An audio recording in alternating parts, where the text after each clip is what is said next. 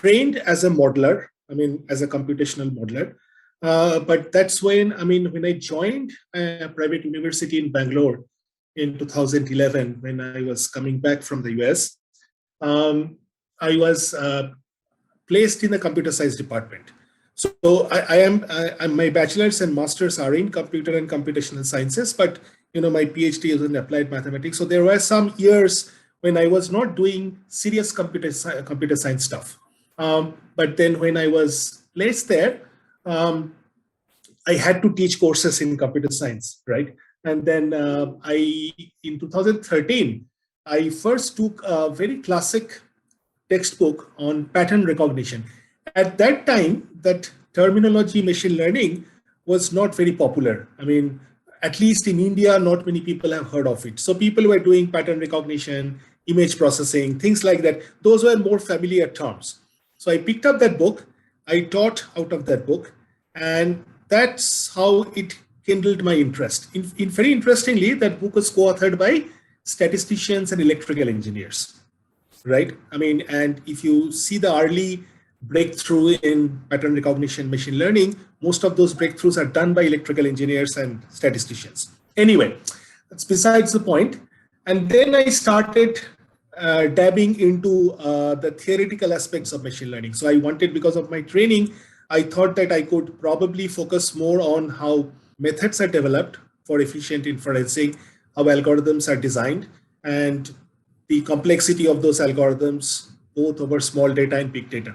So a couple of years passed, and I was still doing just theoretical machine learning. And then I met Margarita in 2015, I think, if I recall correctly. And of course, there was another senior professor at IIA, Professor Jayant Murthy. So I met them, and then we had a couple of discussions. And then Margarita pitched this idea of why don't you come work with us, and maybe your computational expertise might help us. And that's when the first problem that we tackled was actually modeling habitability of exoplanets. Very different from the current work that we are discussing. And there we had designed some computational models. And then it struck me that based on the data that we already have, thanks to a humongous effort of an exoplanet lab at University of Puerto Rico, SRBIBO, that is led by Abel Mendez, right? They are the ones who have created the first database of exoplanets. Right. And then from there, their work is primarily based on the astronomy part.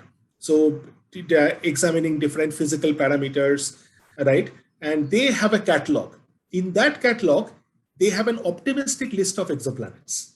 Like, what I mean by optimistic list is that they think that some of these planets are potentially more habitable than the ones which are also discovered. So that was a starting point. But initially, when we were doing this, it was primarily exclusively based on the data set that they had created and the levels of the data set that they have created. So if you look at the data set, it has three levels of three classes. One is non-habitable, which actually dominates the database. And there are two other classes, which are mesoplanet and cycloplanet. These are the ones which are potentially habitable. Based on certain physical characteristics, whether they are within the habitable zone of the host star, whether you can have surface temperatures, measured surface temperatures of those planets, so on and so forth.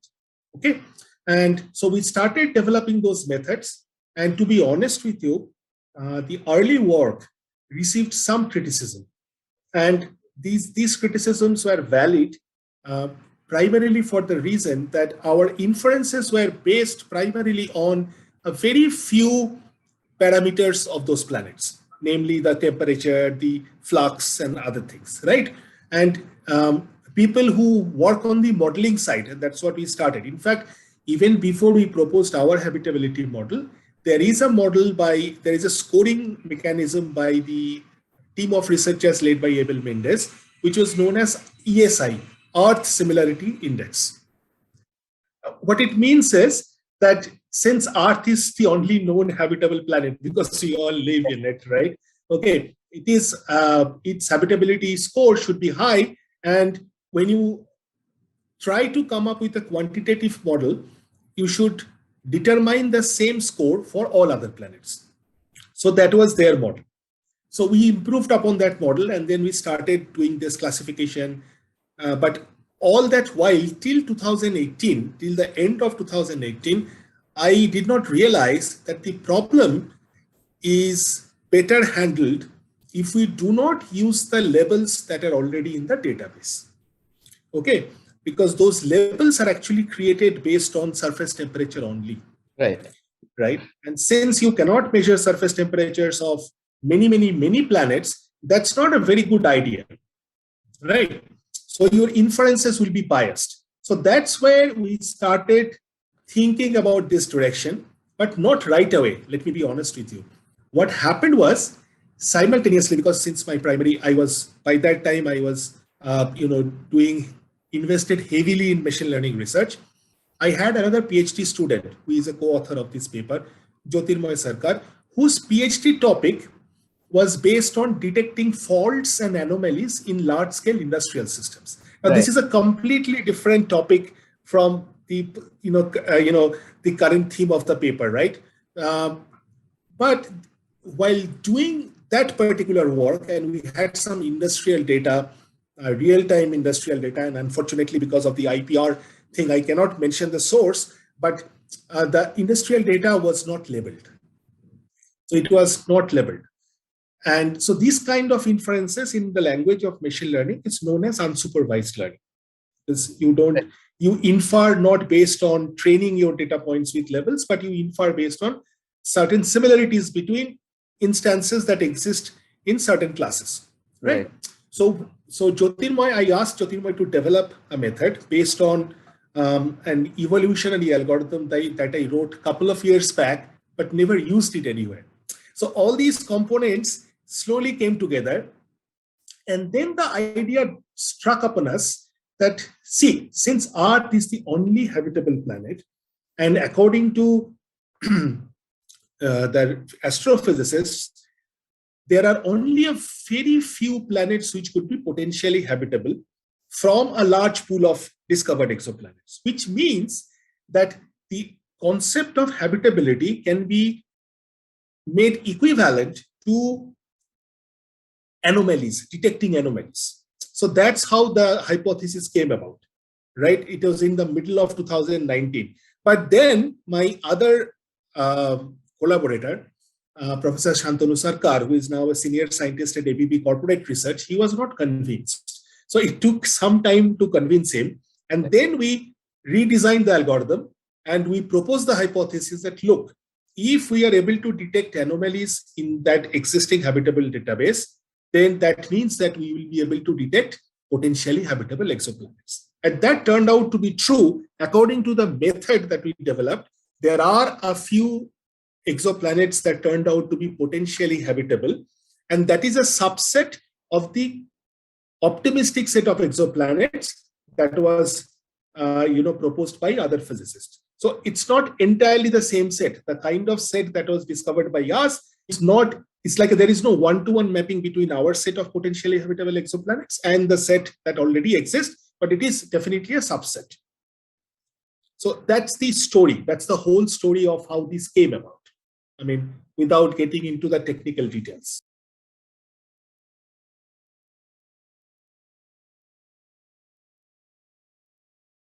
The technical approach is this, that since we are trying to detect instances which are out of the box. So see, most instances are normal instances, right? And there are only a few instances which behave in a way very dissimilar to rest of the peers, right? So there must be some statistical, how should I say, flags that will separate these few points from the rest of the other data points. So what we did was we first went to evolutionary algorithms, like how chromosomes mutate, right? So there exists a well-known algorithm known as memetic algorithm, which means like how genes are memed. Okay, so how you make copies of genes, and from a parent population, how you create child populations and so on and so forth. And the children from different sets of parents then mingle with each other. So something like a cross-cultural idea. So this particular algorithm was then extended on a tree structure. So I don't know if you're familiar with binary trees, but let's say there is a tree that I could draw, and each node of the tree has two subnodes, and these are called children, and then each one of these nodes gets split and so on and so forth, right? So our idea was that we defined an impurity score, and based on that, we traversed the trees, all the trees of each entire database, and found leaves. Now, leaf is something which is where you can no longer be able to split a particular node into two children, right? So it will be just be an isolated child hovering somewhere. Okay, and based on the multi-stage memetic algorithm that we designed, we were able to find that all of these isolated children that were somewhere in the tree structure are actually really, really different in terms of their statistical properties from the rest of the population. Okay, and these are the ones which are the anomalous candidates. Okay, and then we took all of these candidates and did a clustering algorithm. And clustering algorithm is an example of an unsupervised algorithm where you do not use the labels of the data points. So it doesn't really matter that there already exists a database where certain data instances are tagged as particular class, certain other instances are tagged as some other class. So we completely removed the labels. And then we also removed the critical points, the points of criticism, that we removed the surface temperature and all other features related to surface temperature so that the inferences are not biased. So ultimately what happened is that three clusters emerged. Okay, one cluster is absolutely normal instances, the other cluster is also absolutely normal instances, and then there are some points lying here and there, not within the cluster. And these turn out to be the anomalies. And since we have object IDs for each of the data points, it was very easy for us to map like which particular exoplanet this particular data point refers to. So in summary, that's the technical aspect. Of course, there are other things like we measured the complexity of the algorithm, the convergence of the algorithm, right? And the other things as well.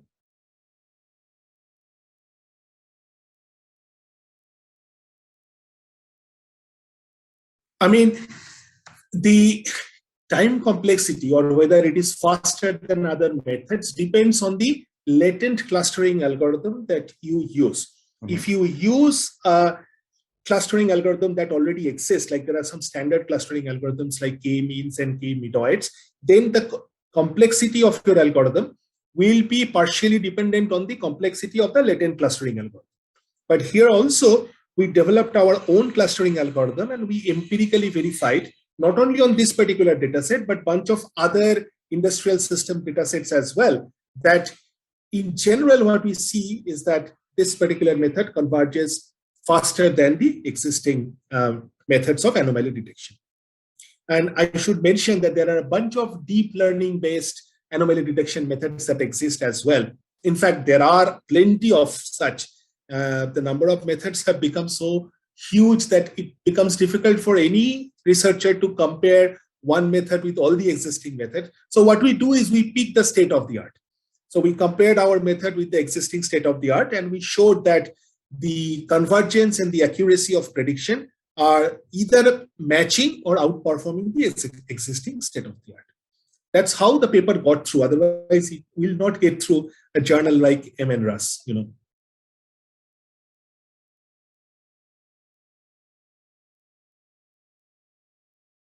Okay, so the results are like, see, it's a pipeline. And since I'm a very big proponent of open source, we already have a GitHub repository where all the data and the code is there for anyone to use. And this is important for reproducibility as well, right? One of the immediate impact of this paper, what I can see, and this is still a little far-fetched, it's because I don't know if you've heard of Professor Friedman, who is a Nobel laureate in economics, right? In 2006 or 2005, I don't exactly recall when, he wrote a small piece on habitable exoplanets from an entirely economic perspective.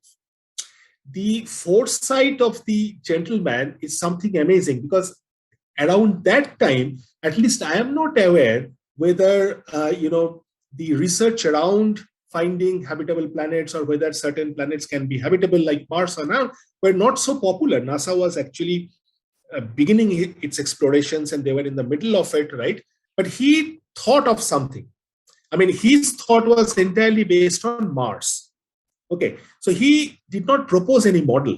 He actually just wrote a piece. And then last year, I have another collaborator who is not part of this paper. He's an economist and a professor at Center for Studies in Social Sciences in Calcutta, right? I mean, a trained economics, and he's an econometrician. I mean, he does quantitative economics a lot. We developed a migration model. So where we conjectured that whether if certain tasks of a small select population can be outsourced on a small piece of land in a planet that is potentially habitable, then certain things can be accelerated. Okay, and we designed a migration model because, when you are sending someone to another planet, there is a cost of transportation and other things, right? So against those cost of transportations, which are the hedges, we determined that the return on investment is marginally higher, okay, for really high skill jobs. So I could see that as an immediate impact, where certain migration models can be developed and deployed. And that people are buying land on Mars. You know that, right? I mean, there are certain people, certain celebrities, they are buying land on Mars. That include a lot of people from India as well. Okay, all right. So whether that model is realizable or not, time will tell from an economic perspective. But if you are asking about the commercial ramification of this research, then that is one thing that I would say pans out.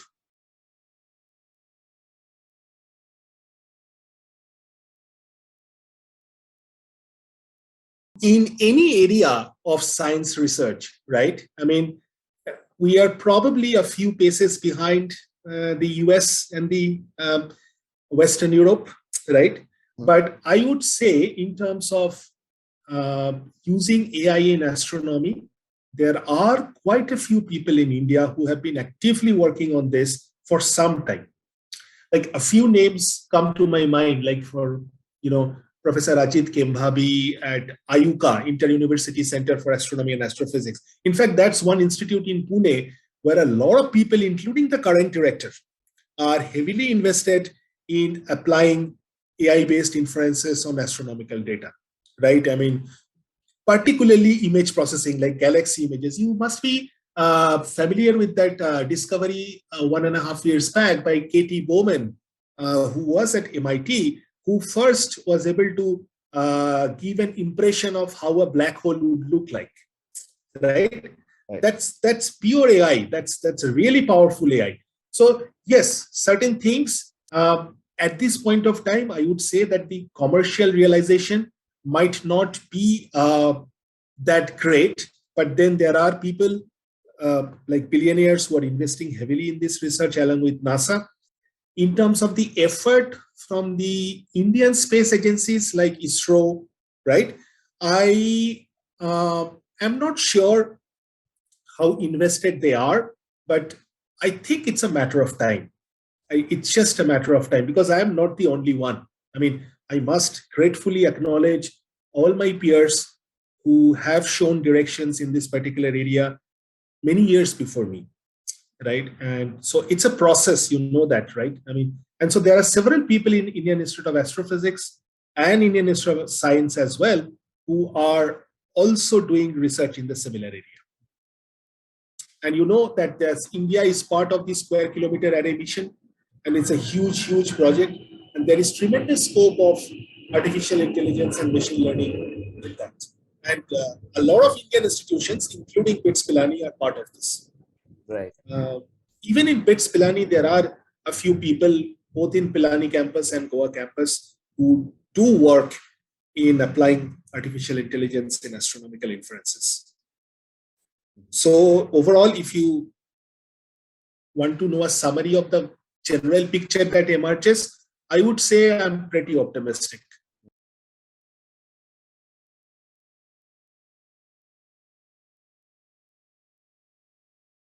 Uh, this was going on for last 5 years, if I'm honest, 6 years, right? And several papers came out of which I would say this turns out to be the most influential, not because it got the press, but because of the approach. Right. I mean, because of the solution approach, right? So I think there are people in IIA, including my collaborator, Dr. Safanova, who has been collaborating with me for several years. I mean, who will take this forward to other areas in habitability as well. In fact, IIA is the prominent institute in Bangalore. There are, I think they are doing, if you compare with IISc, there are more people in IIA who are actually interested and have the expertise to take it forward. Right? So I have other collaborations with IIA as well. So where we are looking at other problems in general, right? But yeah, the physicists, it's very difficult to fool them because AI can also lead to false positives. Right. But when it comes to physicists, they know what is a false positive. Mm-hmm. So you cannot just show them the raw results and earn their trust. So there are other ways to verify your AI-based results, and that's my biggest learning experience by working with the IIA people. Mm-hmm. That there has to be a post-facto verification from a physics side. Right. And that is the important stellar contribution of people from IIA.